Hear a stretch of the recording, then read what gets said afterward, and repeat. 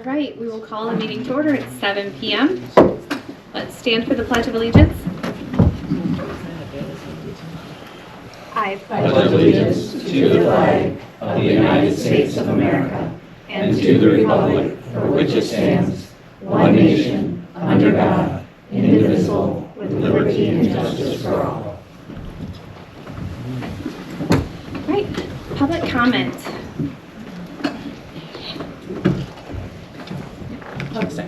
Oh, already? Yeah. No, I thought we had to do something else. I'm sorry. All right. My name is Mary Lou Huffman. Oh, do I have to go through? Yes. Okay. Hi, everybody. Hi. I have my spiel here, and I understand I only have 3 minutes, so I'm going to do the best I can. Thank you, Barb. My name is Mary Lou Huffman, and I am here to represent Wolf Lake Methodist Church at Vista Terrace and Box Street. Wolf Lake Methodist Church has been established in this township since 1953.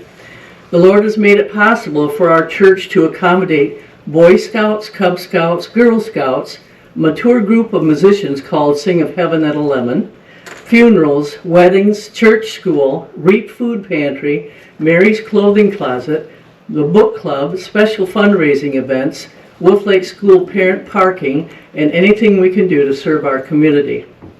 According to Amy Johnson of the Muskegon Road Commission, the records at their facility do not even show how long it has been since this road was on the docket to be paved by them. That road that I'm talking about is Box Street, right outside our church. The important thing is that it's been way too long, as that area has deep holes in the pavement that cause anyone and everyone that drives on it to literally sink in the ruts and causes damage to vehicles and the road itself because it is in ill repair. The other problem is that because it is so difficult to drive on, people that live in back of the church as well as off North Muskegon Boulevard tend to drive on our paved parking area, which is not designed or wanted for that reason. My request this evening is to ask the Township Board to approve the Egelston Township government expenditure of $32,000 to have the township street of Box Street paved from the north to Vista Terrace this year. Or, if that amount is too much for this year, then please consider doing one half of Box Street from Vista Terrace to the north, which would be $16,000 this year, and the other half next year. We, the Wolf Lake Methodist Church family, ask you to please take care of this problem this year for the whole community, not just for us. And thank you for your consideration. I also have pictures of where Box Street is and why it should have been paved a long time ago, because it has been paved before. And anybody that does come over to our church, they will see that those holes, even though we have these wonderful volunteers that will come in and bring dolomite and fill, right after one rain, those holes are still there. So then everybody does decide to either sink in the holes or they have to go into the parking lot. So I'm just asking your consideration. I understand that several years ago we tried this before, but I'm trying it again because I would really like to see the movement happen through this township. And if you want, I will, after the meeting, I will give you pictures of where I'm talking about, and also if you ever want to come over to the church, come visit us anytime, and also you will see what we're talking about. Thank you very much for your consideration. Good job. Thank you. And you did it on time.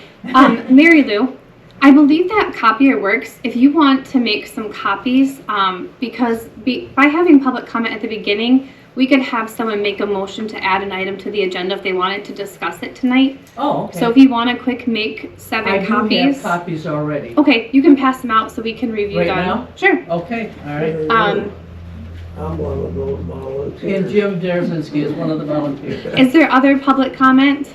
Yes, please. Okay. Did I? I'm sorry. Excuse me. I'm nervous. I'm sweating. You? I'm sorry. I haven't been here in forever. But I'd like to introduce, Jim Derzinski, 11 North Wolf Lake Road. And I'm the constable of this township, if you haven't met your constable, but that'd be me. Okay, and I would like to invite the board. I'm kind of a historian of this area. I co-authored a book that's in the library and do a few tours. I would like to invite you to my home for a little tour around Wolf Lake so I can tell you all I know about the history of it and the history of this community. I think I know it well because let's see, I'm 79 years out here, so, and the only three people I know there are, of course, Joan Rapp, Trudy Rosema, and Peggy Foster, and heads up, half the lies they tell about me are not true. Okay, so don't believe them all. So if, and I believe Trudy said, I'm deaf in this ear, so I may not have heard right, that she'd bring the snacks and Joan would bring the refreshments. Did I hear that right?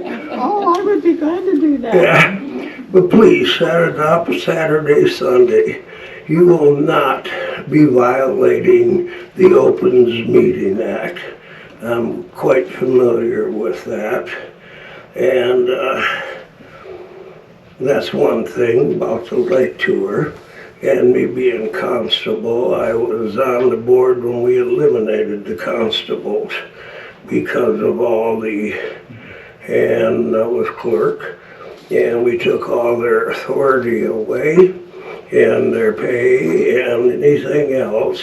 But then I saw a constable that had run and I thought he was abusing it, and Joan will probably remember that. So I ran for constable, to tie it up.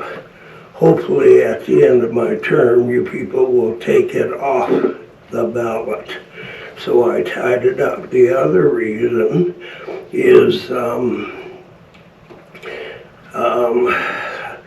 there is a 1956 constable car, the Egelston Township constable car, and it's sitting in the barn. It belonged to Dick Denial, if I remember right. Joan gave me his badge, and I'd like to see the township procure that if I can work it out. I remember that car when I was 13, I had to ride in the back seat. I'm dead serious. And Dick and Paul, I was one of 8 children. Excuse me, I'm real nervous, I'm sorry. And my mother, she was a widow, had them spank me in the garage. But that's one thing. And I hope Joan or somebody will organize that. And I could give you a lot of history. There is a book in the library. Now that's one part. I have another part, and it's gonna take me, these are my notes, it's gonna take me about 5 minutes over my time. I would ask the board if there'd be a motion to suspend the rules for the constable, that he may have 5 minutes and I'll be done. I'll entertain a motion if someone would like to make one to allow the constable 5 minutes to speak. I'll second that motion. So moved.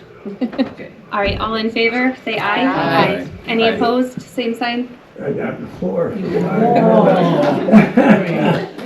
Oh, hey, Chief, how are you? I'm sorry. No, you're good. I haven't met your new chief, but I know him. I think he was a student of mine. No, he wasn't. No. What's Trudy? I was, Yeah, she was a student of mine. that's our deputy chief. First thing I want to do is, do I need this guy? Yeah. Okay, first thing I want to do is give myself some credibility, and I'm not looking for any kudos. And served my country in Vietnam. I was highly decorated, Bronze Star, a couple Purple Heart. And my father, the post is named after. He was a surgeon in World War II, and He died when I was 2. My mother was pregnant for a child. So I been on a lot of boards, and I'm just trying to create some credibility here. I've been clerk. I've been on the library board, thus the new library. I secured all the grants to build this town hall and our sewer system out here. I worked to secure them, and we did this without a vote of the people. We put the money away and had the grants to do that, so I was very proud of that. I also was on the county board as the chairman for, I don't know, 12, 13 years. I don't know how long have I been on this board. Forever. Well, one of the two things. DPW board. I was on the bike time board, and I'm still on the Department of Veteran Affairs board. And all I'm looking for is some credibility. And I'm glad you made that motion. I do read your minutes. Okay, I try to stay active.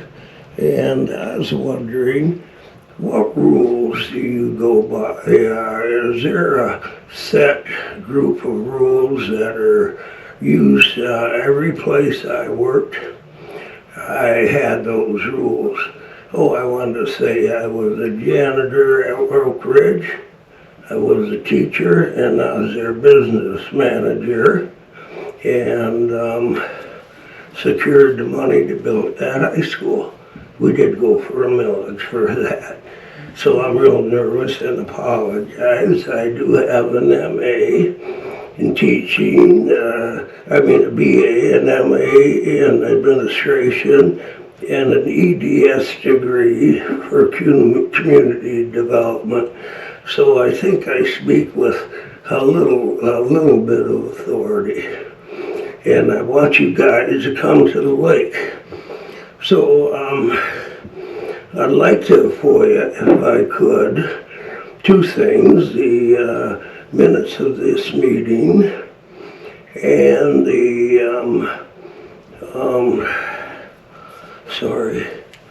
and your attorney's last bill. And what I'm looking for again is what rules you're operating under. And I came to recommend a couple of things. Oh, my father, by the way, started the fire department, drove the first truck home from Lansing and started it. My mother was the one that tapped on the table, run for clerk and get sewers around us. Like, took me 8 years, but you did what my mother told me most of the time. Okay. I did put together, and Joan, I don't have a copy of it, but you all probably have your ordinances books, if you've looked at them. And my name is on bottom of most of them ordinances because I had to read-on and upgrade it. But I do want to recommend 2 things to this board. One is, at least scan the ordinances. I hear some flack, and I have worked with every building inspector since I was on the board since '74. And if he's doing his job, you're going to hear complaints. I'll guarantee you. And I've worked with him and every one of them, since the '70s. And I've built buildings, I've added buildings, and I have found Mr. Jeff, can't think of his last name. Reams.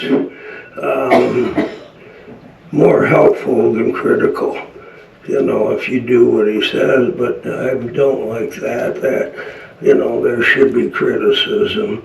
But 2 books, and this is what's commonly used, it's Robert's Rules, and I'm not going to tell you I read that from end to end. There are condensed versions that can be ordered, and there are on the internet condensed versions. And I really think the newbies, if I may be so rude, familiarize that and adopt a set of rules so everybody knows here how you're flying. Your time is up, but maybe you could come back next meeting. But to assure you, it's actually on our agenda tonight to talk about our board rules. God bless you, I'll shut up. And the I other heard book you I can say see. shut up. I see you Loud have and the clear. Policy Matters book, and I did order that. There's a copy in my office, and that's what we're using to redo our whole policy and procedure God manual. bless you, God bless you, that was heavy. The other one is this book, and I want the trustees to know, their duties, their responsibilities, and I think understanding this book, it also comes in a condensed version, by the way, because there's so much. And you also, trustees, have a lot more authority than you know. Figure out what it is. Okay? Thank you, And Mr. Dares. with that, I'll shut up and go home so you can badmouth me. Thank you, good to see you. Madam Supervisor, could I say What? one thing? Are there questions? It'll come on. Well, come on, okay. Just to make clear, we can't accept FOIA requests out loud. If you want to make a FOIA, we do have to get it I in have it writing. right here. Okay, I just wanted to make sure. Okay, All right, okay. thank you. Yep, God bless you, and. Is there any other public comment? Sorry for the Take care. talk. God bless you guys. Bless you. I hope I was succinct. Take care, y'all.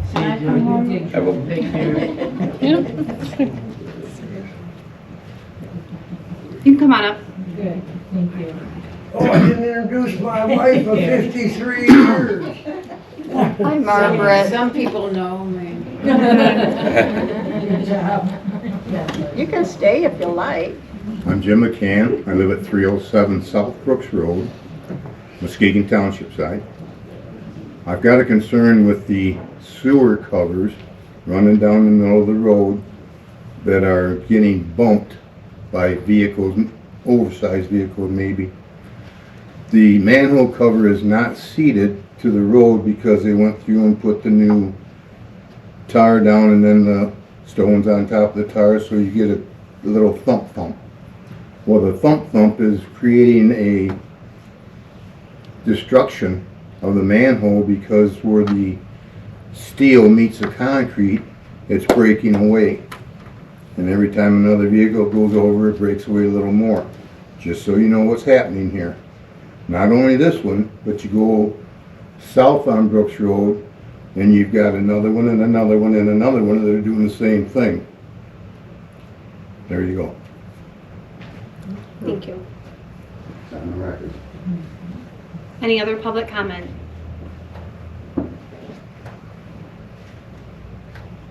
Okay, we will move on to the consent agenda. There are special and regular meeting minutes, PC minutes, and a treasurer's report. Oh, I'm sorry, back up. We need to approve our agenda for tonight. Motion to approve the agenda as presented. Second? All in favor say aye. Aye. Any opposed? Motion carries. All right, now approval of the consent agenda. I make a motion to approve the consent agenda. Second. We have a motion and a second. All in favor say aye. Aye. Any opposed? Same sign. All right. Old business. We talked about the routine purchase policy in our workshop special meeting last time. I did go through what we had and added some of the language that we had discussed from the MTA website sample. I don't know if you had time to look through it, but I know that we had talked about the dollar amounts at that meeting. So this is just using the language from our past policy plus MTA. This moves it from $500 to $1,000 for department heads, and then also the supervisor, clerk, or treasurer. And still allows for an urgent PO to be completed and signed after the fact. And then bringing purchases over $1,500 to the board And then there's a spot to put in a cost for purchases over a certain dollar amount requiring 3 written quotes prior to purchase. I don't believe we talked about that in our special meeting. That's For- what I have a problem with, because it's not always possible. I'm good with putting in there, should make every attempt, Okay, or verbiage like that, but there are some, especially in the fire department, specialty items that only one company. I think we'd be That's in the okay. exceptions though. It's Yeah, an it's- exceptions on that. There is an exception right under 4.85 is exceptions, so I think it'd be okay for those 4 instances. So whatever dollar amount we choose for 4.84, then in 4.85 we would just go $1 less or 1 cent less. I would For- suggest 500. Excuse me, for 4.83, I'd like to make that 2,000. And I would like to make 4.84 also 2,000. Is that a motion? Or would you like I think we're in draft mode, so Okay. wouldn't we just make one motion if we make that it's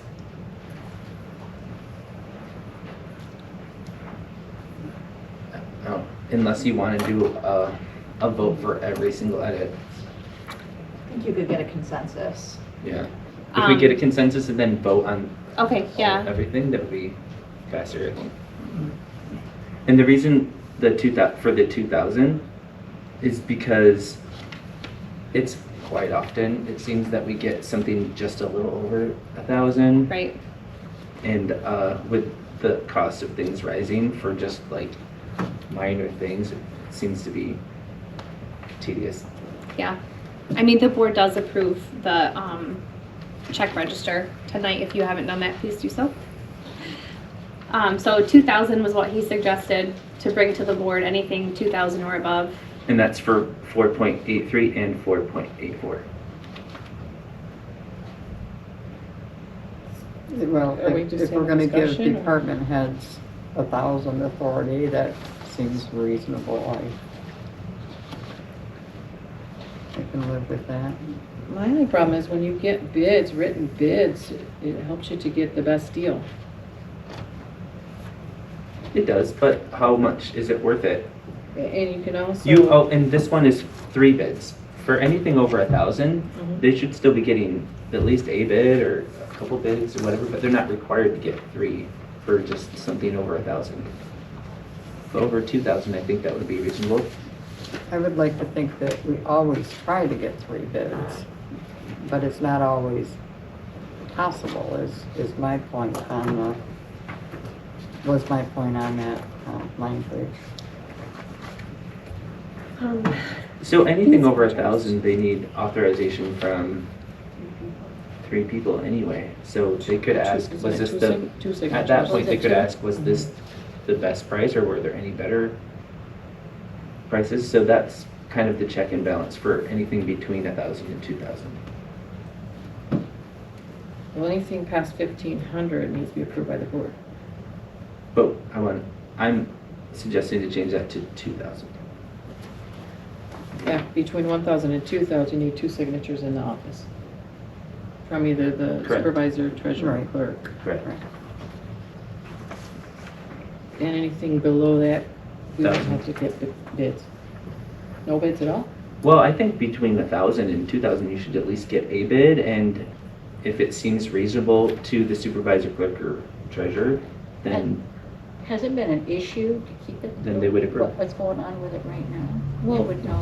Another point of bids is that you allow, you know, I was going to talk about this later, but it leaves us open, it shows that we're transparent and that it's fair and unbiased and there's no favoritism, and any vendor that wants to could possibly bid. It ties with RFPs, but I mean, if we only accept one bid, sometimes it doesn't look good. Sometimes that's all we can get. it's between 1,000 and 2,000 though. And it has to be approved by somebody. And I would think that all of our department heads would be instructed to try to get the best price. There is a line, 4.81, letter B. It does say every reasonable attempt must be made to ensure that purchases are being made in a manner that ensures the township is receiving the best value for the money being expended. So it doesn't spell out that they must have a quote, but I believe that would encourage them to get a quote. There also might be trusted vendors. They pretty much know, like it's a good deal, or And they do have a budget that they have to stay within, so it's coming out of their budget. I would hope that they would look for the best deal and get multiple quotes. This just takes away the requirement that they must under whichever dollar amount. So But there is a piece of this that I asked that I wanted in there. And that is in 488. It says a department head may request permission from the township board to waive the bidding requirements when there is only one known supplier or there is some other compelling reason to waive the bid process.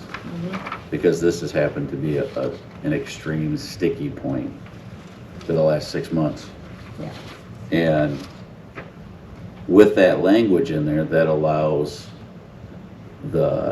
if we can only get 2 bids, it allows us to be able to use that. We have to vote on it to okay it. You know, he's got to authorize it, but it allows us to not violate the procedures, the policy bulletin that we're trying to form too, so. And that's are you talking about 4.8 on 4 point, the current policy page? no, The one three. on the MTA sample. I don't see that. There is one. 4.88. was Yeah, yours stop at 4.88. 8.6? No, we didn't get that page. I think there might be It stops a at code 4.86. application problems. Okay. That's yeah. why I went back to get it. Did you read the whole policy? Because I did. Yeah, these are out it's of not order. in the policy that I No, proposed. the policy that's closest, it says if the board decides that the bid process is not practical in a given situation, they may waive the requirement for this policy on the majority roll call vote. A majority shall consist of 4 or more affirmative votes. I like the way that it's written in the MTA. I just have to bring this up as the devil's advocate. That would delay the process, an additional meeting. I don't know if that's going to be an issue. And some of them, well, not necessarily, I guess, because some of them they would know there's only one supplier that Yeah. offers those. Could that be the same meeting where they're presented? Yeah, why couldn't They we could just just make a motion ask to accept before 2? they present the quotes, hey, I only got 2, is that okay, or do you want me to come back with a The third? board can approve. But it that's separately. first, well, I guess sealed bids and requests for proposals. But those are only over $5,000. $5,000, $5,001 and greater. Laura, I just meant that language is important. if the sewer committee wanted to hire, might recommend to the board to hire someone, if we whittled it down from 3 to 1 person and recommended that, would we have to have that at an open meeting? Yes. So is that true of a department head that maybe gets 3 bids and then only brings 1? No, because a single person cannot be a public body under the Open Meetings Act. So if a single Okay. person is doing that, no problem. If 2 or more people are doing it, then it has to be an open meeting. Okay, thank you. But if our issue is trusting our department heads, perhaps we ought to go out for proposals. They tell us what they need and we go out for proposals. I didn't know that this was a, Well, is that different, the RFPs versus a bid to, something All I'm between saying is- 1,000 and 2,000? I can add that. Do we need a work session? Or do we, I can add that language. It's been out there since Thursday, so I would have done it before tonight if I knew. But I could do it and we can have a motion to approve this by filling in a dollar amount and this exact language under, the township board is not required to accept the lowest bid and every effort will be made to award the bid to local bidders. I can remove the paragraph here and change it to that one from 4.88 in the MTA sample. have the exact language, but then we could move forward and have one of our policies done. I would like to see it written up how we're going to approve it. Why don't you, I have some other changes that I'd like to discuss too when we get there. What you just read, every effort will be made to award the bid to local bidders. Should we say qualified bidders? What if all kinds of local people bid it and no one is qualified to do what we're asking? Qualified local bidders. Qualified Well, local. that we decide what's qualified or not. Well, But it just says every effort to bid it to locals. But qualified is arbitrary. It's not something that, like, local is understood. Qualified could be anything. So to be more clear, like they're qualified by whatever is in the RFP. So But we if- determine if they meet that And qualification. if they don't meet that, our policy says every effort is made to award it to local bidders. well, So we should give it but to the local bidders. criteria- If they don't meet the criteria? no, I they would don't have to think meet the so. criteria. Oh, read But it it. doesn't say that, it just says to local bidders. But that would make sense that would though. And Well, also, it's not not what it everyone's says. gonna qualify equally, so you kind of have to figure out, okay, who's the more qualified, and maybe they have less of a qualification, but they, for the most part, meet it. And they're local, then we can still go with them, but what's your suggestion? it's just kind of, we decide what if they meet the qualifications or not. And being local is kind of like it's a bump up, but it's not gonna necessarily give you it. But our policy says to make every effort to give it to local people. Okay, Is we'll that have whether a they're workshop qualified on or this, because, I mean, we do have a duty to our residents to have policies and procedures, and the challenge is that, this is one half of the purchasing policy, and it's taking an extensive amount of time. You know, in between meetings, if we could gather notes that you want changed, and come ready to talk about it at the next workshop so that we can be productive. We didn't get through anything in the last hour's workshop that we had, just conversation. So we're gonna table this, because we don't have a motion, and we'll move on to the next. Do we need a motion to table it? I'm looking for a motion to table this or a motion to proceed. Just kind of a note before that, the criteria for awarding bids, if we go to the proposed update, page 3 of 3, it says criteria for awarding bids shall be as follows, and under that, it has the quality, quantity, references, cost of services, availability, and then under E, it says proximity to community. So that's like, it's supposed to be a factor in awarding a contract or a bid. It's not the only, and not necessarily paramount, but it's if it's down to 2 people and like one's local, you should give preference to it. But if there's like, you're gonna give up a bunch of stuff that you really want for the community or the township, but oh, this guy's local, we have to go with him. That's not necessarily the case. It's just one factor. Sure.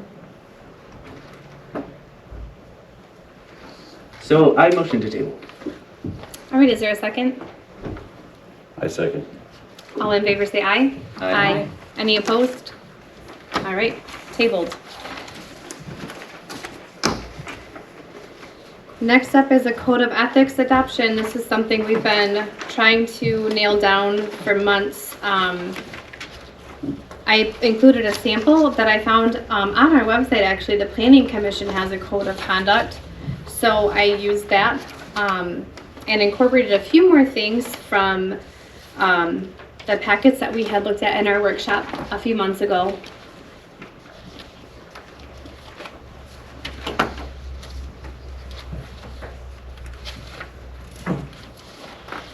So we could have a motion to adopt, or if there's no motion, we can just move on to the next item. Our Board of Trustees Code of Ethical Conduct. Yes. I looked it over, I like it. Are we in discussion or do we need a motion first? I motion to accept the code of conduct as presented. I second that.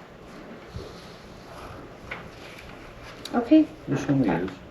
Is it the same one that we've been looking at? it's this. Nope, I condensed the MTA samples into one page. I don't have that. That's what I was looking for. It should be right behind the Planning Commission Code of Conduct. You can have mine. Well, you know, I only got like 1,000. I got a mess Pass that over. on to the end. Don't share your packet apart. That's the problem. Right. I got it. Oh yeah, this is the same thing. Yes. Never mind. All right. Thank So you. we have a motion and a second. Is there any discussion? Yes. Okay, go ahead. In a meeting, the following are examples of expected ethical conduct, about halfway down the page. It says all committee members will refrain from conversing with public during the comments, except for the chairperson to answer questions or to keep the meeting on track. Well, what if the chair doesn't know the answer to their questions, but a trustee does? If I could ask if someone knew it. This is common practice for boards. In my meeting last week, it was suggested that we have this. I looked at samples from other townships. I talked through, what happens because I knew if I don't know something, I could call upon a member of the audience, but it should just funnel through the chair of the meeting.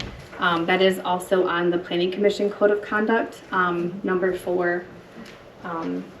So if a trustee has something in addition to add to a question from the public, the chairperson, we don't have board comments anymore, so. Kind of like Laura What if did we had- earlier, it would be Madam Supervisor. Yeah, I mean, one way would be if you did have board comments on the agenda, that gives any board member an opportunity to address anything that came up during public comment.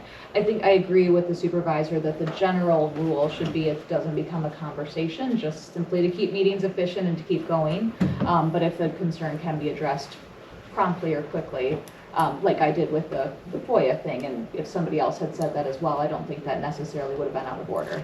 Right. Additionally, Ms. Chair, we have the ability to make our own public comments. That could answer some of the questions too. That's true. Usually, like every item would have an opportunity for discussion too. So, but in responding to the public, that's one thing that's historically been done, but is frowned upon through MTA and other townships. So just to make it more efficient, more professional, anyone is welcome to come during office hours, call, email, any trustee.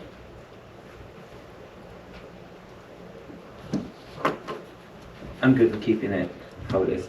All right. And I have one other comment. The next line down says, well, a couple lines down. There shall be no personal attacks on any board trustee allowed.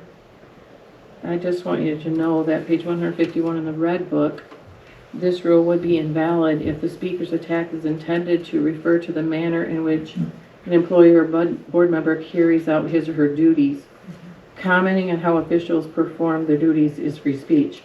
So I just want to warn us ahead of time that we don't limit someone if that's what they're doing. And this rule would be invalid according to the red book. So I agree that if the public comment is, you are all doing a terrible job, you cannot cut that off. If somebody is calling you a bleepity, bleepity, bleepity, Yep. That can be corrected. Okay. And then one more thing, a typo at the bottom, the second line of the bottom paragraph, it says speaker longer than allotted time. I think it should say speaking. Yes. Thank you. And that's all I have, thank you. All right, we have a motion and a second. We will do a roll call vote. I'd like to amend my motion to include that correction to speaker. Yes. From speaker into speaking on the bottom And I'll paragraph. still second that. I didn't Thank notice you. that What- either. Where is it? Second line of the bottom paragraph. So I'll change that to speaking. Okay.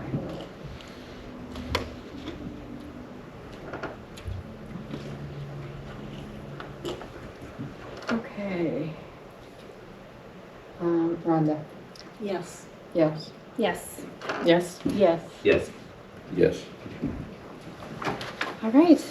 Code of Ethics is adopted. Oh, you got something done. We've accomplished something today.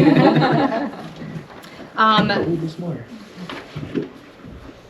I had on here board rules of engagement, but that's a pretty lengthy process. So do we need to have a motion, Laura, to skip past that?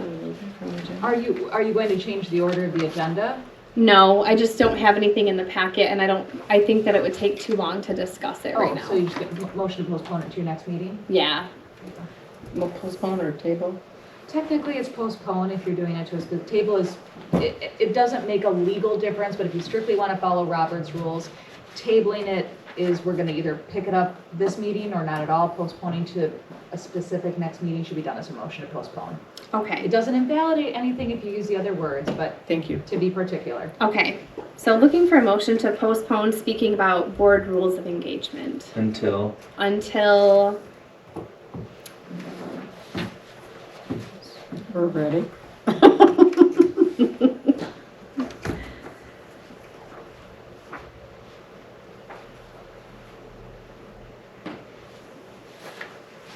I feel like table is so much easier.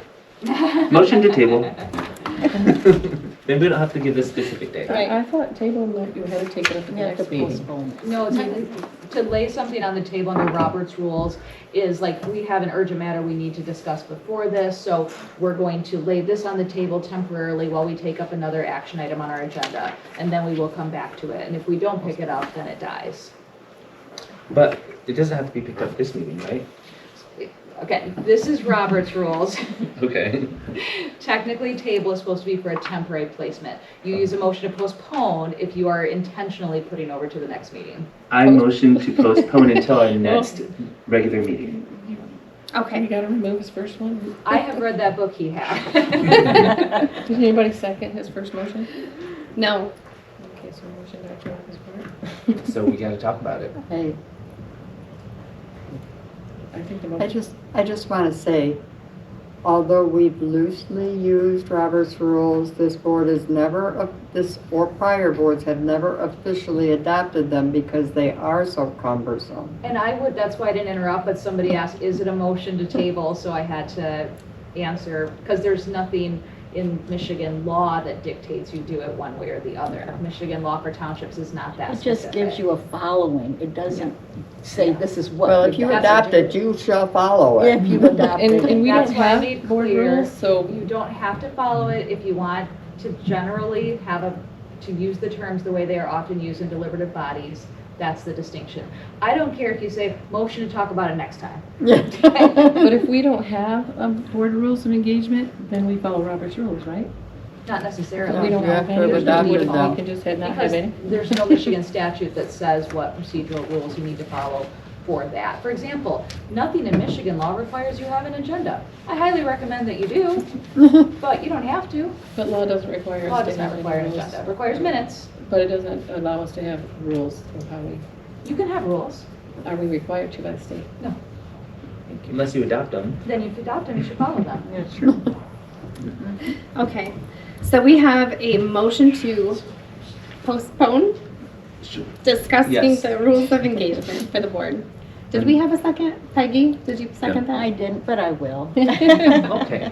All right, all in favor say aye. Aye. Any opposed, the same sign? All right, that is Wow. postponed. All right, Muskegon Boulevard sewer issue. We talked about it last week, last meeting, sorry. We didn't have the figures, but Trudy has worked up a document here for you and some supporting documentation. I'm gonna recognize her if she'd like to speak about it. Yes, thank you. So there was some question as to whether there were two dwellings in the home and whether we should have investigated that before we sent the letters for, to raise the REUs to 2 REUs, 1 per dwelling. In the tax bill on 2017, the PRE, the principal residence exemption, is 50% because there are 2 dwellings, and for a PRE you have to own and occupy. Well, 1 person can't occupy 2 dwellings, so there was evidence that there were 2 dwellings there. And in 2018, the assessor verified that there was a multi-unit dwelling there and that the resident lived in one of the units. So, and there were no permits pulled, so we would have known that. So since 2017 or even prior, there have been 2 dwellings. There was no permits pulled, there was no hookup assessment fee paid, and only 1 REU has been being paid for the last over 8 years. So in January 29th of 2024 was our first letter. It's in the packet that we sent stating that there are 2 dwellings, so there should be 2 REUs on the sewer bill, quarterly sewer bill. Didn't hear much. March 14th of 2024, that's when we looked, there were no permits. There was a second dwelling, so then the resident needs to pay a second hookup fee. We have had instances in the recent past, since I've been elected, that we had 2 people that we charged them a hookup fee. One who just never got it, and when they sold the house, we said, hey, you owe this, and they paid it at the closing. Another one is on the 10-year plan currently right now. So after we sent that letter of a fee of $5,400, communications commenced between the former supervisor discussing the removal of that second meter if indeed they didn't want to have a second dwelling there. So April's bill covered January, February, and March. We billed the 2 REUs and the resident paid only 1. So that left 1 REU cost plus a late fee. July's bill, May 17th, the meter was removed. She didn't tell us, we didn't know. We did miss that the final inspection happened between the building department and the treasury department. There was not communication of that. July's bill covered April, May, and June, and we should have prorated it, but the resident didn't pay anything. Not even the 1 REU for her home. So prorating April and then through May 16th, the meter was removed May 17th. If it's 2 REUs, it comes to $2.09 a day. 1 REU comes to $1.04 per day. So if you count the days with 2 meters, count the days with only 1 meter, and you calculate that total for each. And then there was a late fee because she didn't pay anything, not even the one she thought she owed. So $151.53 was owed on the July bill, totaling $252.23, plus what the township either pays or credits, or the part where the meter was off and it was billed for that whole quarter. So October 1st, any sewer balances get rolled to the winter tax bill. Currently, with interest from last October 1st, the balance at the county is $329.29. When she came to our office, I told her I can't make this decision. She has to bring it to the board. That's why she came to the annual meeting and budget meeting and presented to us. If we pay by July 31st, that's the amount. If we pay it after July 31st, it's $332.31 with more interest. I think we could bill her the balance of the second hookup fee, plus the cost of 1 more REU. We could go back 6 years, I guess. She could pay that $329.29 to the county, and we could subtract it from the balance that she owes us. Or we could prorate the billing like I have up there. She could pay the amount to the county that the 2 that she didn't pay at all, and we could pay the difference of $54.36 and disregard that they never got a permit, they never paid an additional all those years, and they never paid a hookup fee, a second hookup fee. I have a couple of questions. Okay.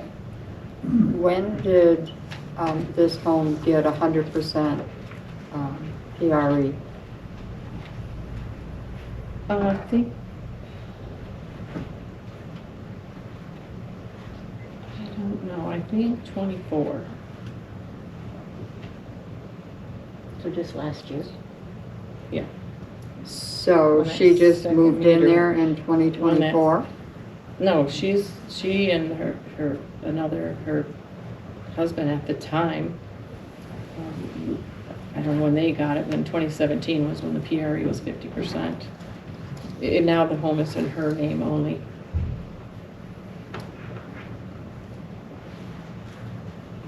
Well, that would make a difference to me, because I don't know that we're not blaming her for other people's actions. All this other stuff might have been done before she moved in there. But since 2017, her name's been on the tax bill with a 50% PRE. Okay, that's what I was asking. Yeah, I don't know when, she, And his name. hers and his. And then recently, he took his name off and left it solely to her, in her name. Is this I don't know an what they- actual duplex? No, Is it, how does it have two hookups to the sewer? it has 2 meters, meaning there's 2 dwellings in our Oh, two our electric rate meters. schedule. Oh. Electric meter, sorry. And our rate schedule allows for 1 per dwelling unit. How did it have I 2 believe meters? apartments are a half a REU, are they not? They're not, they're 1 per unit, per dwelling. 1 RU per dwelling. How did it have 2 electrical meters? If it's one dwelling. Yeah. Well, it was at one point, and they made it into 2, but they didn't pull any permits, so the township never knew all that. They, the workmen, Someone put did. it there, or we don't know who did. No. Made it into- So it must have been a 2 unit at some point. Well, our records from 2017 show that because their PRE was 50%. And in 2018, the assessor verified, and I don't know if they talked to her or someone, but it says that she lived in one of the units. Okay, let's say there's just a random duplex and one family there's 2 families in there, and then one day the other family moves out and there's no person that lives there. If it's a dwelling unit, it's Just- charged for 2. It's charged. But does that one person who lives on the one side pay for both? If she owns it. Whoever owns the building or the home. Well, this is more like, I believe it's more like a home. It's a So home. it's not a duplex where you would No, it's like not. drive by and know that it's a Yeah. 2-unit. It's a home that they converted part of it to an apartment. So even And if got a it's separate vacant, the service. owner pays for both, even if no one's using sewer on the other side? Yes, that's Yes. the Okay. flat rate system. Okay. And you kind of pay for access to the system. I wonder if it was sold as a duplex when she bought it. No. It's a So she small had no house. idea it was even a duplex? And that she would No, have it's a been house paid? that they just made part of it into an apartment. That's a duplex. No, it's an apartment. It's a house with an apartment. Rooming Can house, an whatever. electrical, put a meter without a permit? Without, we just automatically put it there? No, I think what they're saying is not what you, I don't know what the house looks like, to be clear. It's not the typical thing you picture in a duplex where you got the mirror Correct. doors, Not mirror like identical windows. size, What but I'm it's still a hearing is duplex. it's a house that they put another residential unit in. Within. Part of that home became And someone it's else attached. living there. Yeah, it's all within one roof. It just strikes me that someone all these years didn't pay and then wants us to pay $300 and some dollars. And part of that was her refusal to even pay the 1 REU. Well, it's a board decision. We could pay the whole amount. We could pay part of it and leave But she's what- been getting a bill every time for that amount, right, for years? Or we didn't know? We didn't know until January of 2024. We sent her the letter that we would be charging 2 REUs since there were Okay. 2 dwelling units. And then, so she's responsible for that. All right, so is there any more discussion or a motion? I mean, technically, she removed the meter on the 17th of May, and we did charge her through part of May and June for 2. But are we gonna take that off what she owes us for all those years, or are we just gonna pay it ourselves? Anything before the 24, I don't, How much of this Really wanna charge her. $329.29 is for the second E REU? Her share from not making payments on her 1 REU is $151.53. I'm sorry, that's for one bill. There was $100.70 back up there.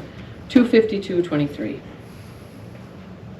plus interest. Is for Yeah, I the, prorated the interest for her and the part. $46.80 is what the township quote-unquote overcharged her from May 17th till the end of June because the meter was gone and we didn't know it. I'm leaning toward option 2. I mean, you can make any option you want to if you want, but this is pretty clean and easy. The problem I also have is that we've been sticklers. We've been towing the line. There was no gray area. We followed our rate schedule to the letter for every single one that we audited. Mm-hmm. I wouldn't, Granted, we did not go back, at the recommendation of our attorney, we did not go back for, I don't know how many, out of 70 businesses, like 80% of them were calculated incorrectly. We did not go back and have them pay due to our error. But we did have 2 people pay our, the hookup fee. because she worked with the supervisor prior to me for almost a year or 11 months or whatever it was, I wouldn't feel comfortable going back and charging the $5,400 because that was never, like, if that was something that they were doing, the past board was doing, it seems like they would have caught it and done it here too. So I wouldn't feel comfortable with option 1, but, you know, option 2 seems like a fine solution to get this handled. I agree. I wouldn't want to be sprung like years of past stuff and like a massive hookup fee like that for something that wasn't even in her realization 2 units. Well, she should have known since 2017 her tax bill only showed 50% REU. That's because she doesn't occupy the entire house. Otherwise, it would have been 100%. So, I would say she knew. However, I would be okay with the second option also. That's kind of our error though. I mean, they said in March 14th of 2024 that she owed it. Please call to discuss, and they didn't follow up on it. I don't want to clean up that mess. So, does someone want to make a motion? I make a motion that we accept option 2. Second. Prorate the Describe, billing for please. May 17. Could What you did you read say, that? Joe? She wants you to read that. Read the whole thing, option 2. We could prorate the billing to May 17, 2025, when the meter was removed. Paula would owe the county $274.93.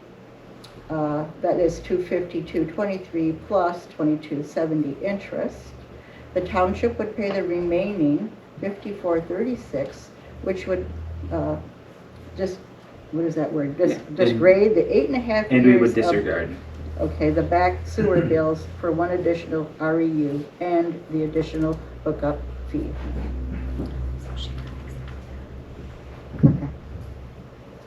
All right. Which means the township would send a check to the county for $54.36. By the way, we have that money. The county makes us whole when things roll over to the winter tax bill. When we have our settlement, the county sends us all that money and they collect it as part of their delinquent tax bill. So we have that money to pay back. It wasn't our money, it came from the county, and they'll collect it from her and part of it from us. So she'll have to pay the county, not us. All right, so Peggy motioned. Do we have a second? I second. Benj seconds. And we will roll call vote. Corey? Yes. Yes. Yes. Yes. Yes. Yes. Yes. And I thank you for the time in looking at that. It saves us down the road from hurrying through things and having to revisit it. All right, motion carries. Next up, senior millage snow removal. Joan has submitted a letter and 2 estimates that she was able to get. The third was just a verbal, which is in the letter. Did you want to talk about that at all? He was the first gentleman that we met to discuss it with. We weren't even quite sure what we were going to discuss, and he already does it through Senior Resources. But then he never submitted a written bid. He just told us that it was $35 a push, 38, I think. $38.50 per foot. or $38.50, I'm sorry, a push. These other 2 were both cheaper. He didn't even give us a price on medium and large driveways, so. It's one price. Pardon me? It's one price for all the sizes. Why would you assume that? Because I know him. I go to that church and that's what they do. And I'm on the committee, yes, that is for every size, but I know he didn't have a write-up though. Okay. Well, I didn't when he said a push, I figured if it was a double driveway, that'd be 2 pushes, because he didn't discern small, medium, and large. Yeah. And then he didn't give us a written one that described it better, so. Does this snowplowing do the sidewalks too, or just the, Does to one entrance, to one entrance? yes. Okay. And they mark the driveways with the little reflector things. Nice. So we would still partner with Senior Resources using Crisscross for those and then have a separate contract for MCAM? Or would we stop the contract with Senior Resources? We don't, no, Senior Resources has their own. He writes a grant to Senior Resources Gotcha. to do, I think he does like 150 throughout the county. So our residents can call Senior Resources or call us? Do they still have two options? If Senior Resources has availability, many times he doesn't have any slots left by the time he gets out here, because of course Okay. he wants the short driveways. Who wouldn't? And this is, you know, a ways out. So, but if he has slots open, of course we'd have them use that first. Once his slots fill up for the season, we would have 30 additional slots in case there's people that didn't get on that list. So how many, we're talking 30 people, 10 pushes a winner to start with, 20 pushes per season, and 30? up to 20, yes, 30 individuals, up to 20 pushes per season.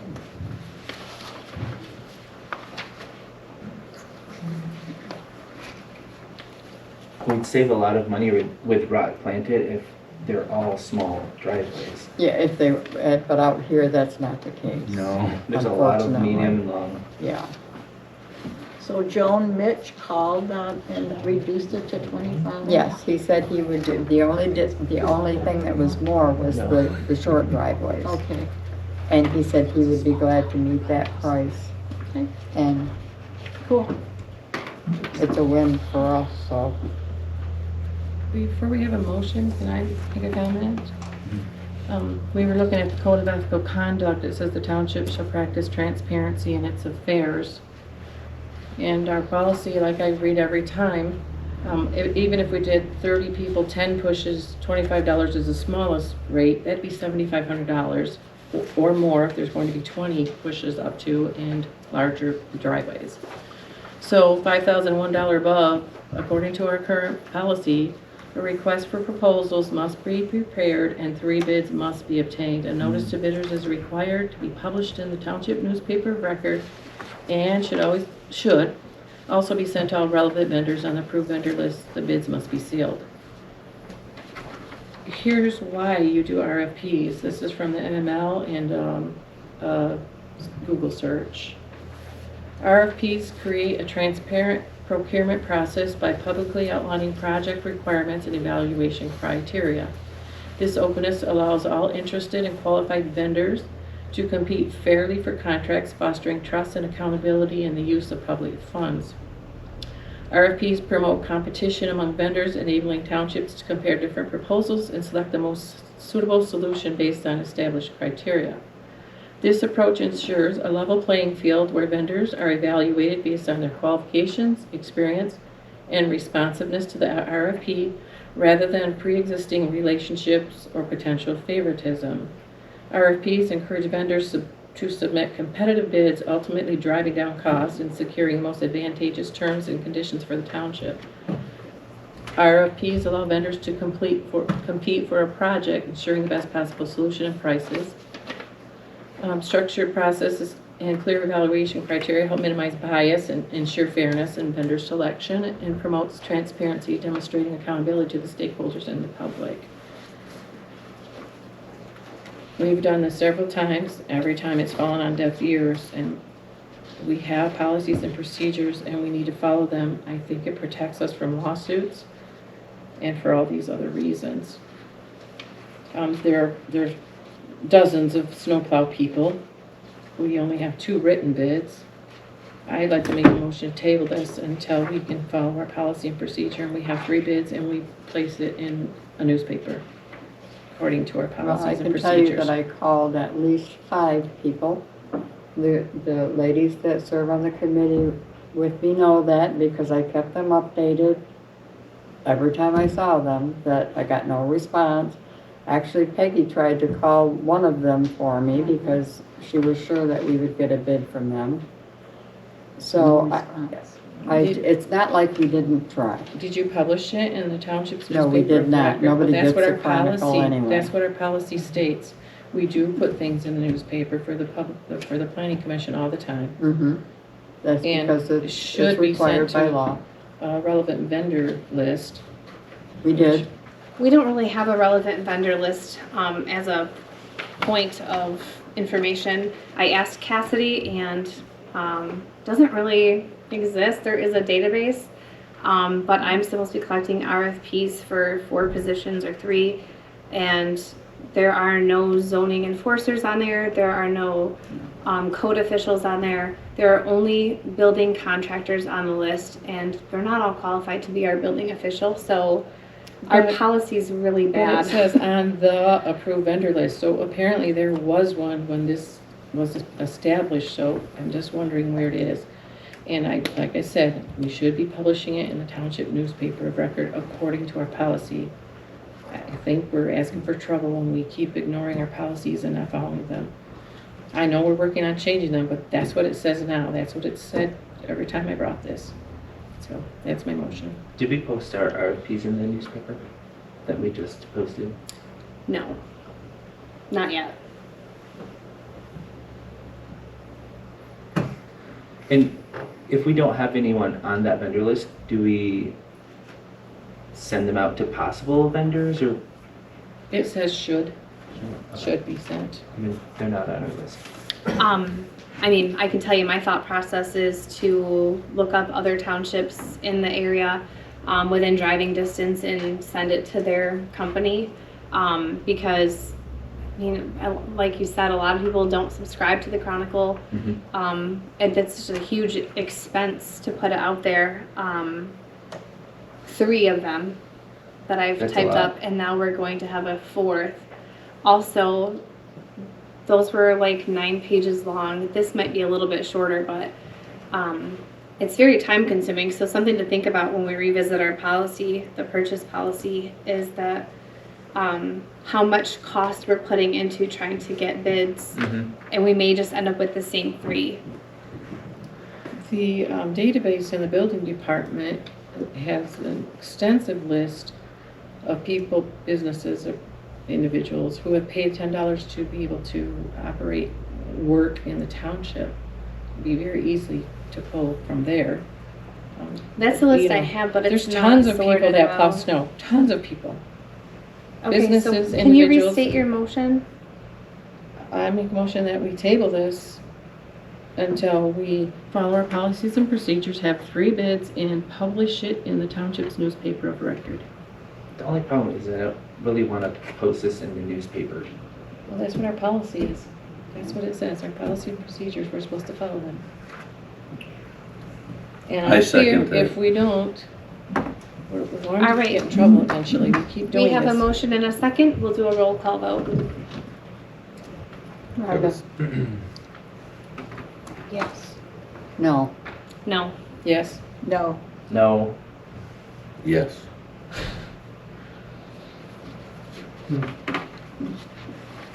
I didn't hear, did that pass or fail? I think it was 4 to 3. It I think. passed. It passed. What did you have? I got 4 to 3. In favor? Trudy, Corey, and no. Trudy, Corey, and Did you Rhonda say voted yes? no. So did I.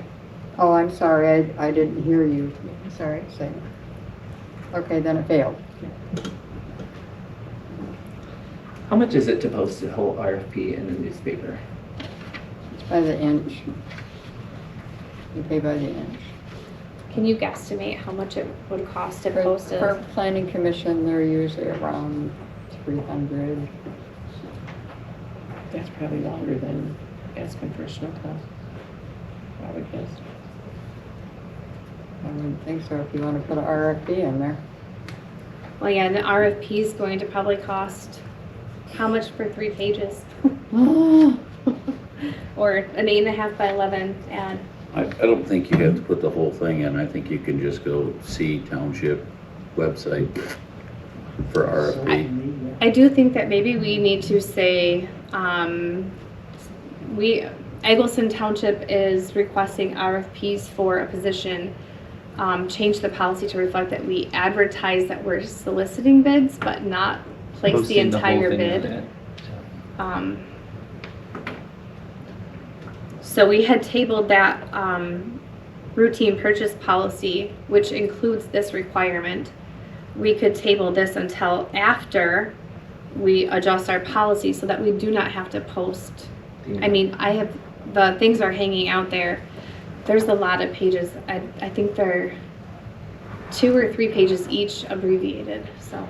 Would that qualify as posting the RFP if we direct them to the full RFP on our website? Yeah, I wouldn't be concerned if there was enough information to get people to how they can get the information, right? To either, if they don't have internet access, that they can come to Township Hall or they can get it on the Township website. Just like we do when we, summarize an ordinance. We don't have to print the ordinance word for word. We can do a notice of adoption that tells people what it's about and tells them how to get a full copy. And we did that with the caretaker position. We say pick up applications at the Township Hall. Yeah. Can we just revisit the policy and just figure it out tonight and be done with it? We couldn't get through that little one. I'm okay with posting in the newspaper if it's not the entire RFP. Yeah, So- we can condense it into, because I think they only distribute like 3 days a week. I always try to put it in on Sunday because most people that get a Chronicle will get it on Sunday. But And if there's 20 pushes, that's $15,000. When we want the best bang for our buck, and with the RFP also, you described what it is. I think back to the problem with my office, and windows weren't installed properly. We didn't even have a contract. We didn't even have a signed contract. We had a proposal brought to us in a board packet. I'm trying to avoid those things. There's lots of reasons I just read to you why we do RFPs. And this is a standard thing from the MTA, right? MTA has language just like this in the samples. Yes. Yeah, it's there for a reason. Can I we think we're missing the point that it costs money to do that, but So let's I think have, it affords us protections, and I want to make a motion. Can we restate the motion Yeah. in that way that makes it so that it's just advertises the RFP and links to our website for the full RFP? So did you just make a motion? Yeah. Motion then? I motion to table and to advertise the RFP in the newspaper with a link to the full RFP on our website. Second. Okay, we have a motion and a second.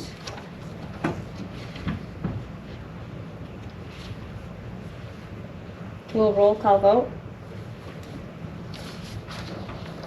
I'm sorry, Trudy Yes. seconded that. Oh, that was me. You So- made the motion. Oh, I voted- meant, I'm sorry. I seconded. I thought you called on me to vote. Sorry. Okay. Peggy. That's a toughie. I'm gonna say no. Yes. Yes. Yes. Yes. Yes. Yes. All right, motion carries. New business. I make a motion to enter closed session to consider material exempt from discussion or disclosure by statute under MCL 15.268H, specifically identified as attorney-client privileged written legal opinion. I second. All right. Do we need to roll call Roll vote? call. Okay. That was me. I seconded. You can have it. No, Cory seconded. Two people did at the same We time. did at the same time. She did. All right. Cory. Okay. I'm sorry. You You're can gonna have to choose. start calling it, because I heard Cory. Ben, Yes. Cory, Yes. Yes. yes. Yes. Yes. Yes. All right, Corey. I make a motion to go back into open session. Is that good now? Yes, good job. Support. Thank you. You want to support? I don't care. All right, we have a You motion and call it. support Supervisor. by Peggy.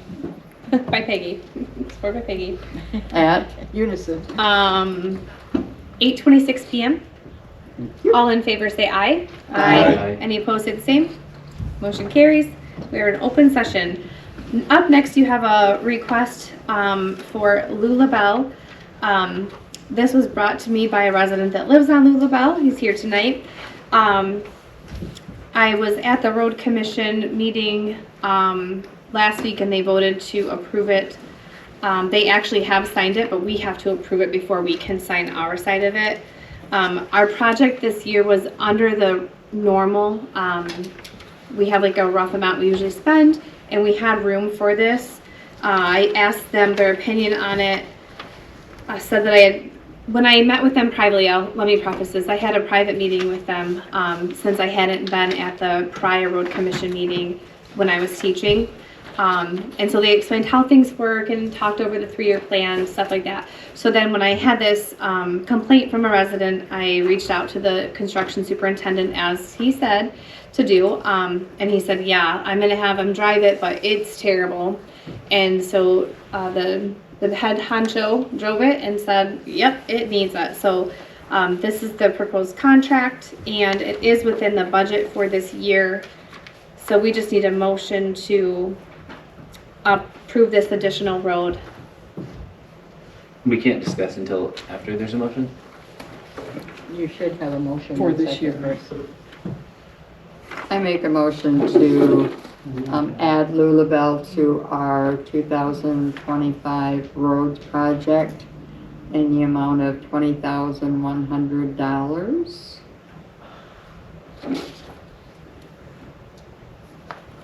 Is this for just chipping, tar and chipping? It's for shoulder repair and 1.5-inch overlay. It would be on this year's, it's the same project as what they're already doing for the ones we approved last meeting. Sure. And it still is under the 200,000 Yep. that we normally. Yes. So I second that. And it's yet this year? Yep, that's It will your. be done Yep. this year? All right, I second. we have a motion and a second by Corey. Let's roll call vote. Can we discuss? Oh, sure. Okay. So at what point, I don't know where the sewers are around there because we don't have a sewer map still. Nowhere near. We have one, it's just not updated. Does anyone know where the sewer lines are? And then, Not even on that side of the road down Okay, that far. And they stop at Bryan Drive, Woodridge, Woodcrest, and I wish Bryan we had a Drive is map. off that.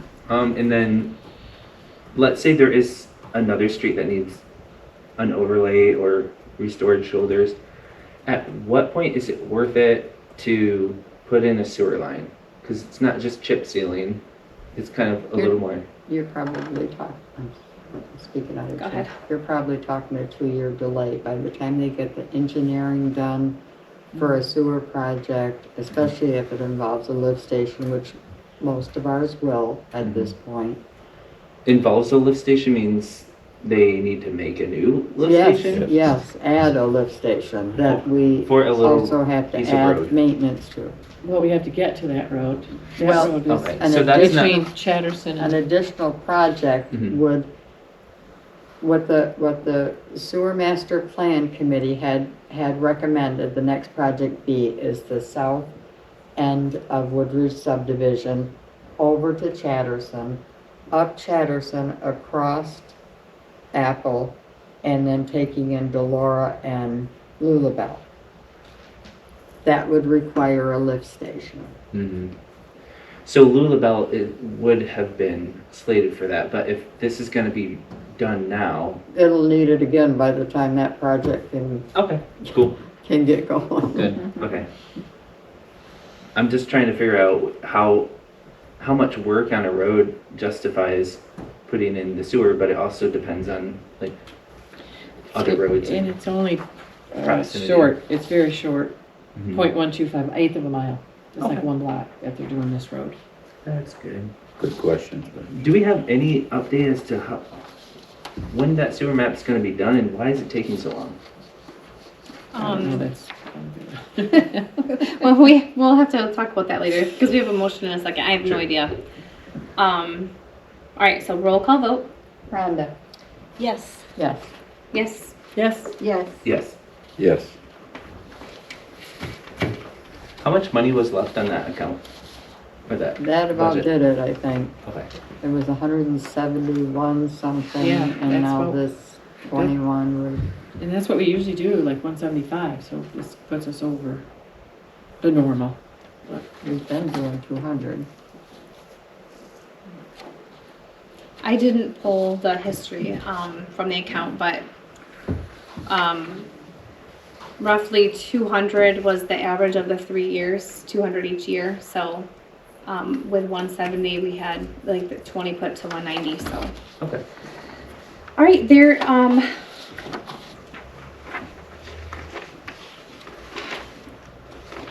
Yeah, there. Creative child preschool? There's a sewer recommendation regarding Fellowship Church.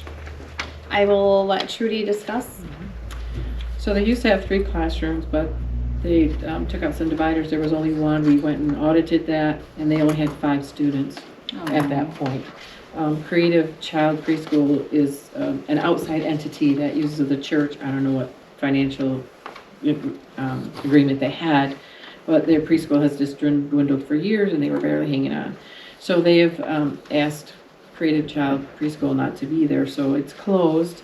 We got a letter from the pastor that stated that, and then we also got on statewide search for licensed child care centers and homes on the state of Michigan, and you can see that it is closed effective 6/1 of 2025, meaning that one REU that's charged for a classroom, we recommend that we remove one REU from their total calculation at the church. So we're going to reduce it by 1 REU. Yes. Are you making that motion? I was asking a question. I make a motion to reduce Fellowship Church by 1 REU. I second that.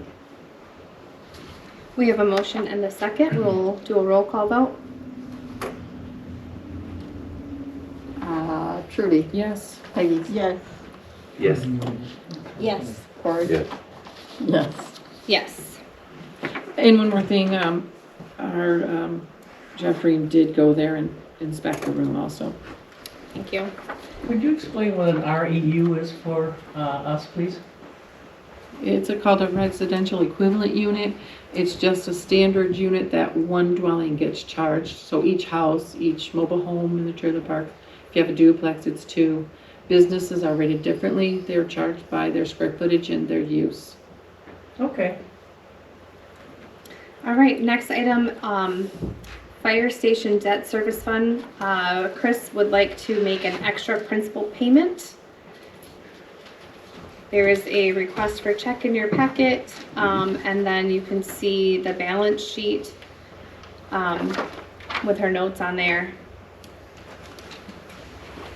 This is common. We used to do 75,000 extra. This is per year, right, Joan? We paid one payment per year, one principal payment. We've paid an extra payment, I think, since about the 5th year, because we keep we could fluctuate the millage because it's debt retirement, but I think that would just cause ire and confusion amongst people. Well, how come I paid this much last year and this year I'm paying this much? So we kept it the same, paid that extra whenever we get extra, we pay it on it. So they won't be paying on it for 30 years or 20 years. They'll be paying on it maybe for 12 or 13. And our next payment would be next year. Yes, yes. So that 28,838 seems low, but by then we'll have more tax Yeah, money in with there. the tax Collections. collection, it will be more than enough again. And this was budgeted. And I'd also like to point out that fire bond debt is one of the line items on the treasury report. So you see that balance on there, and that's what this is talking about. Make a motion to pay the extra payment in the amount of 90,000 from the general ledger. Second. All right, we have a motion and a second. We'll roll call vote. Peggy? Yes. Ben? Yes. Cory? Yes. Rhonda? Yes. Yes. Yes. Yes. Motion carries. All right, the next, the State Tax Commission has an opening for certification. I know I've talked to some of you about this. This is, I think, a 9-month program. And as a statutory duty, the supervisor is the assessor of record. But Egelston, we contract with the County of Muskegon, the Equalization Department, to do our assessing because we haven't had a certified assessor in the supervisor role. But I would like to take this class and get certified. It is $1,000 for the certification process for the class. The testing, there's 2 dates for testing. It's on this sheet. One in January and one in June. And then after that point, I would be able to start assessing if the board so chose. That's a fun class. I've taken that class. Is it? Mm-hmm. You'll like it. How much do you get paid for assessing? That would be decided I- by the yeah. board as well. Yeah. I make a motion to approve this $1,000 for the classes for the Michigan certification I second. for Amanda Fee. Can I ask why there's a no Yeah, and I a was yes just mark gonna on say, I there need for, to, you got for 2 what it X's says on there? both. Oh my gosh. It says Yeah, you're a but- felon. or I don't know. Just sometimes violent though. act. Those PDF fillable forms got me. Wow. Not all Yeah, the you time, might just wanna change sometimes. that I'll before change you that. submit I this. do, for the record, I do not have a felony. That's good. I would change that. So for sure, you're not a felon. Or all that other stuff that's listed too. So, Or she's not sure. are you though? No. Okay, we have a motion and a second. We'll roll call vote. Let's do Rhonda. Yes. Yes. Yes. Yes. Yes. Yes. Yes. All right, motion passes. We are on pay the bills. Looking for a motion to pay the bills. I make a motion that we pay the bills. Second. All right, we'll roll call vote. Trudy. Yes.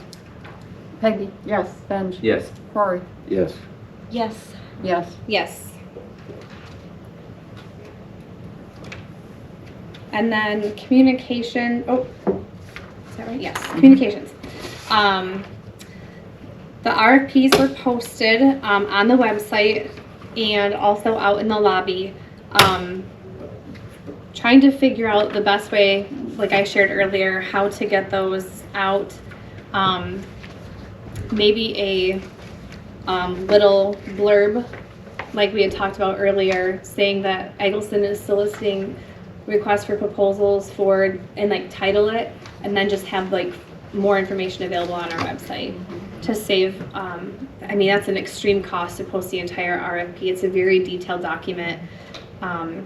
But they are live and sent out to 2 people that have inquired. And I don't know if anyone else had gone online and downloaded them.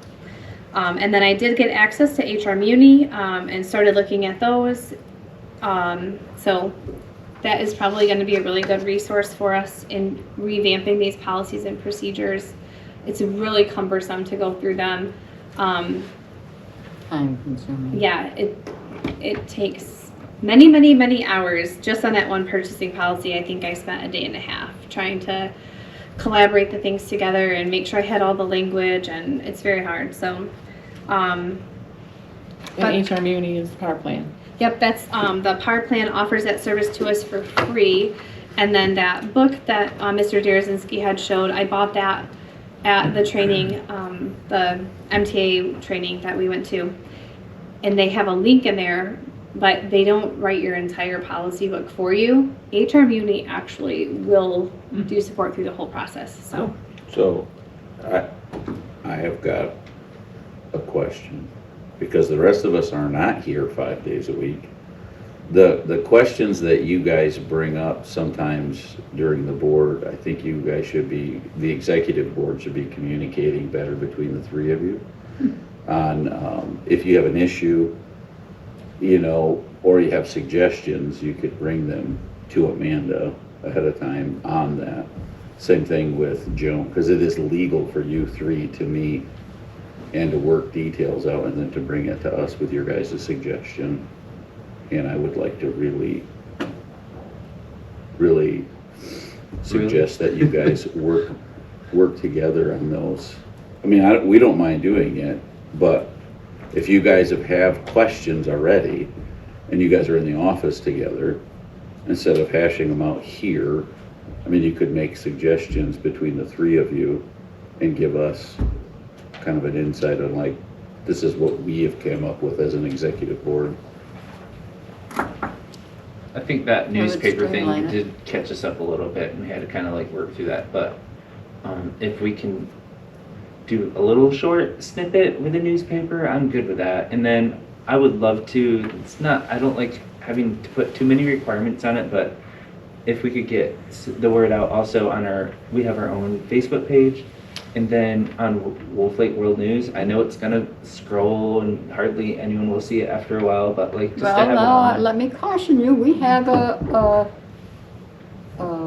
Social media policy? technology and social media Social media policy. policy. We're not supposed to have any of that stuff. We can have our own Facebook. The board approved of our Facebook with no commenting.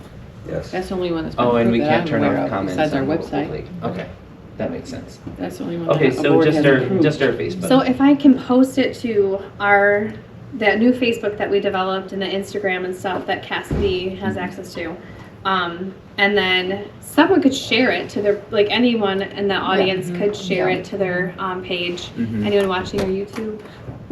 But none of that was approved by the board, so you gotta bring it to the board to be approved first. Correct. What, sharing? No, those things that you developed weren't approved by the board according to our social media policy. The board has to approve them.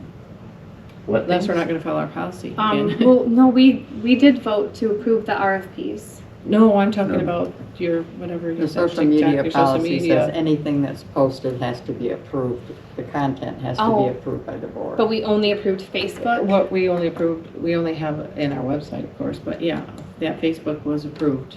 So anything that you created, you just need to bring it and get it approved. I'm not against it. To the whole board or just the Yeah, the board supervisor? needs to approve if you're having a TikTok or a. Well, that's a platform, but like But we've never individual approved content. all the stuff that's been posted on the Facebook page. Stuff We- that's posted I don't even know on, what we have on there from DNR, from the Yeah, library, we gave from. we gave We- three people to We be have a Snapchat moderators, page what do we call it, that could post Oh, on there. X, I think. or an Instagram. We have an Instagram page. It's No. connected to the Facebook. Oh, it's all I one. didn't know that. Nothing goes on it at this point. Speaking about the PAR plan grant, here's a communication, it was in their newsletter, and it saddens me. They announced the grant award winners, and we didn't get approved for, was it the lights? Did we put in for Street solar lights. lighting for the PAR plan, the $5,000 grant? I didn't put it in, Herb was supposed to put it in. Yeah, I think Herb did, but we didn't get approved. Oh, No, Yeah. not on it. Next time. But the next time is August 1st, it opens, and 9/15, September 15th, when you have to, the deadline to apply again. So think of some ideas that we may want to pass. I wouldn't give up on the security lighting. I think we've gotten them quite regular lately. They probably want to spread it around. Yeah, Yeah. yeah, that's true. Awesome. All right. Oh, and make sure you read your Focus magazine that's in your mailbox, because Trudy wrote a lovely article about Egelston, and it's in there. Okay. She wrote it a couple years ago, but trustees. Oh, that took a while. Yeah, it took me a while working on it, and the board did approve for me to submit that article. All right, looking for a motion to adjourn. But I like it here. I had to save it. Peggy motion, who's second? Second. Okay, Benj. All in favor say aye. Aye. Any opposed, the same. Meeting adjourned at 8:45.